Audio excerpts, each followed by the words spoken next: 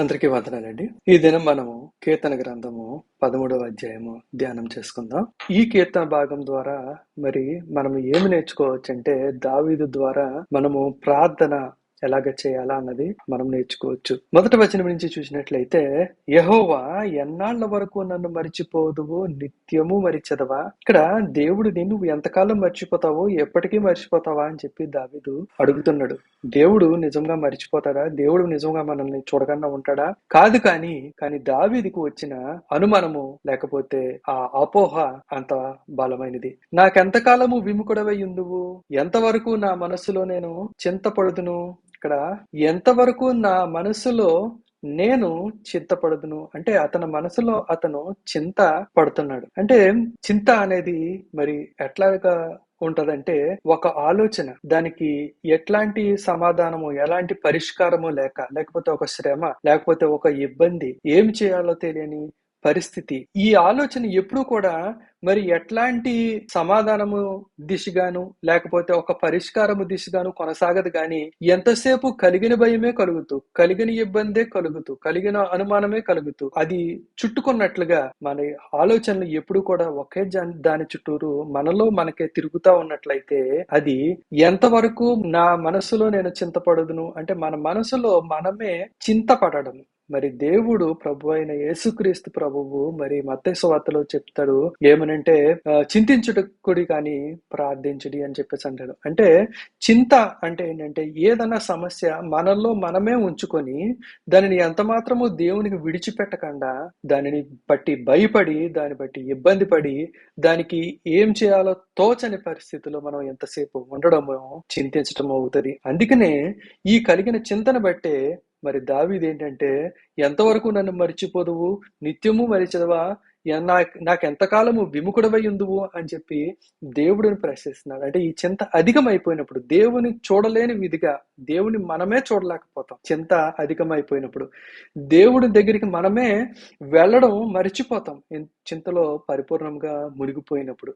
కాబట్టి ఏంటంటే, దేవుడు ఎప్పుడు కూడా చూడకుండా ఉండడు, కానీ మన చింతలను మనమే అధిగమించగలిగి ఉండాలి. దేవుణ్ణి చూడగలిగి ఉండాలి. దేవుని సన్నిధిలో వాటిని విడిచిపెట్టగలిగి ఉండాలి. ఇక్కడ దావీదు మరి ఎలాగా తన చింతలోంచి మరి ఎలాగా బయటికి వచ్చాడు, తన ప్రార్థనకు సమాధానము ఎలా పొందుకున్నాడు అన్నది మరి ఇక్కడ మనం స్పష్టంగా చూడవచ్చు. తర్వాత వచనంలో చూసినట్లయితే, యెహోవా నా దేవా, నా మీద దృష్టి ఉంచి నాకు ఉత్తరమిమ్ము. ఇక్కడ దృష్టి ఉంచి ఉత్తరం ఇమ్మంటున్నాడు. అంటే మొత్తం మీద దేవుని దగ్గరికి వచ్చాడు. దేవుడు చూస్తున్నాడని నమ్ముతలేదు గాని, దేవుడిని వినమని, లేకపోతే దేవుడు ఉన్నాడని తెలుసుకొని, లేకపోతే దేవుడు ఉన్నాడని గ్రహించి, దేవుడు ఉన్నాడని జ్ఞాపకం చేసుకొని, తన ప్రార్థనను వినమని, తన శ్రమను చూడమని మరి దేవుణ్ణి వేడుకుంటున్నాడు.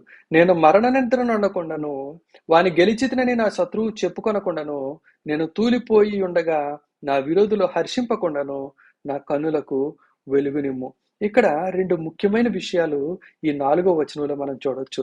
నేను మరణ నిద్రను ఉండకుండానట్లు అంటే, ప్రతి శ్రమ చనిపోవడానికే రాదు కానీ, మరి దానికి లోనైపోయినప్పుడు, దా శ్రమ మనను విడవకుండా ఉన్నప్పుడు, మరి మనకి జీవితము శ్రమ తప్ప ఇంక ఏది లేదు అన్న రీతిగా మారిపోయినప్పుడు ఏంటంటే ఇట్లాంటి మాటలు వస్తాయి. నేను మరణ నిద్రను ఉండకుండాను, వాని గెలిచితినని శత్రువు చెప్పుకొనకుండాను, నేను తూలిపోయి ఉండగా నా విరోధులు హర్షింపకుండాను నా కన్నులకు వెలిగిమ్ము.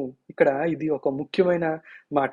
నా కన్నులకు వెలిగిమ్ము అన్నాడు. కన్నులకు వెలిగవడం అంటే కళ్ళకు వెలుగు వస్తుంది. కానీ కన్నులకు వెలిగిమ్ము అనడంలో దావీదు యొక్క ఉద్దేశం ఏంటంటే, నా శ్రమకి ఒక పరిష్కారం చూపించు. నా శ్రమ చీకటిగా ఉంది, ఏమీ తోచని అంధకారం లాగా ఉంది, ఎటువేళలో తెలియని ఒక కన్ఫ్యూజన్ లాగా ఉంది, కానీ నువ్వు నాకు కన్నులకు వెలిగిమ్ము అంటున్నాడు. అంటే నాకు ఒక దారి చూపించు, నా శ్రమకు ఒక పరిష్కారం చూపించు, నాకు బయటకు వచ్చే మార్గం చూపించు అని చెప్పి మరి దావీదు ప్రార్థన చేస్తున్నాడు. నేనైతే నీ కృపయందు నమ్మిక ఉంచుదును. ఇక్కడ దావీదు ప్రార్థనలో నా శ్రమకు పరిష్కారం చూపించమన్న దావీదు మరి దేన్ని బట్టి దేవుని నమ్మి దేవుడి దగ్గరికి వస్తున్నాడంటే, నేనైతే నీ కృపయందు నమ్మిక ఉంచుదును, నీ రక్షణ విషయమై నా హృదయం హర్షించుచున్నది. నీ కృపయందు నమ్మిక ఉంచుదును, నీ రక్షణ విషయమై ఇక్కడ మనము కూడా మరి నూతన నిబంధన గ్రంథం ప్రకారము మనము కృప ద్వారా రక్షింపబడిన వారం, క్రియల వలన ఎంత మాత్రము కాదు కానీ కృప వలన రక్షింపబడిన వారం అని వ్రాయబడి ఉంది. అలాగే ఇక్కడ కృపయందు నమ్మిక ఉంచి, అంటే అతను ఏమి చేశాడు, తప్పు చేశాడా, రైట్ చేశాడా, మంచి స్తుతియాగం చేశాడా, మంచి బలి అర్పించాడా, లేకపోతే అలాంటి పనులు ఏమి చేయలేదా, గొప్ప ప్రార్థన చేశాడా, చెయ్యలేదా అన్న దాన్ని బట్టి కాక ఆయన కృపామయుడు కాబట్టి, ఆయన కరుణించే దేవుడు కాబట్టి, ఆయన ఎన్నిక లేని వారిని ఎంచుకునే దేవుడు కాబట్టి, అనర్హులను అర్హులుగా తీర్చేవాడు కాబట్టి, అలాగ తీర్చి మరి ఆయన వద్దకు వచ్చినందుకు రక్షించేవాడు. ఆయన వద్దకు వచ్చిన వారిని ఆయన ఎంత మాత్రము కూడా తృణీకరించడనుంది. అంటే ఆయన వద్దకు వచ్చిన తర్వాత ఆయన వద్దకు రాకపోతే దేవుడు వేరే విధంగా మరి దాన్ని డీల్ చేయడానికి ఉంటదేమో గాని, మరి ఆయన వద్దకు వచ్చిన వారి ప్రతి వారికి కూడా మరి ముఖ్యముగా ఆయన కృపామయుడు అని ఎరిగి ఆయన వద్దకు వచ్చి వారికి తప్పకుండా రక్షణ ఇస్తాడన్న విషయము మరి దావీదుకి తెలుసు. అంటే తన బుద్ధికి తెలుసు, తన హృదయం నమ్ముతుంది కాబట్టి ఆ కృపని మరి ఆధారముగా చేసుకొని ఆయన రక్షణ యందు నమ్మిక ఉంచే ప్రయత్నం చేస్తున్నాడు. యెహోవా నాకు మహోపకారములు చేసి ఉన్నాడు, నేను ఆయనను కీర్తించేదను. అంటే దేవుడు ఉన్నాడని, ఆయన గతంలో ఎన్నో కార్యములు తన పక్షమును చేశాడని వాటినన్నిటిని కూడా జ్ఞాపకం చేసుకొని స్తుతిస్తున్నాడు అంటున్నాడు. ఈ రకంగా మనము కూడా మరి మన శ్రమలో, మన చింతలో, తోచని పరిస్థితుల్లో, మరి సమాధానము లేని పరిస్థితుల్లో, అలాగే మరి పరిష్కారము దొరకని పరిస్థితుల్లో మనం ఏం చేయాలంటే దేవుని క్రియలను గుర్తు చేసుకోవాలా, వాటిని గుర్తు చేసుకొని దేవుడిని కీర్తించాలా, దేవుడిని స్తుతించాలా, ఆయన కృపను మరి హేతువుగా చేసుకొని, ఆయన కృపను ఆధారంగా చేసుకొని ఆయన రక్షణను వేడుకొనాలా. అప్పుడు దేవుడు ఏంటంటే మన కన్నులకు వెలిగిస్తాడు. అంటే మనకి ఒక పరిష్కారమును, ఒక మార్గమును, ఒక సమాధానమును మనకి చూపిస్తాడు. చూపించినప్పుడు ఏంటంటే అప్పుడు మనము ఆ చింతలోంచి ముందు బయటకు వస్తాము. తర్వాత ఆ శ్రమలో నుంచి కూడా మనము బయటకు వస్తాము. శత్రువు ఎంత మాత్రము కూడా జయము పొందే అవకాశము దేవుడు ఎంత మాత్రము ఇవ్వడు. ఎవరికంటే ఆయనని ఆశ్రయించిన వారికి, ఆయన కృపను హేతువుగా చేసుకున్న వారికి, ఆయన కృపను ఆధారంగా చేసుకున్న వారికి, ఆయన రక్షణ కొరకు కనిపెట్టుకున్న వారికి. దేవుడు ఈ వాక్యమును దీవించును గాక. ఈ వాక్యం మీ అందరికీ ఆశీర్వాదకరంగా ఉన్నదని నమ్ముతున్నాను. ఈ వీడియో కనుక మీకు నచ్చినట్లయితే లైక్ చేయండి, షేర్ చేయండి, సబ్స్క్రైబ్ చేసుకోండి. దేవుడు మిమ్మల్ని ఆశీర్వదించును గాక. ఆమేన్.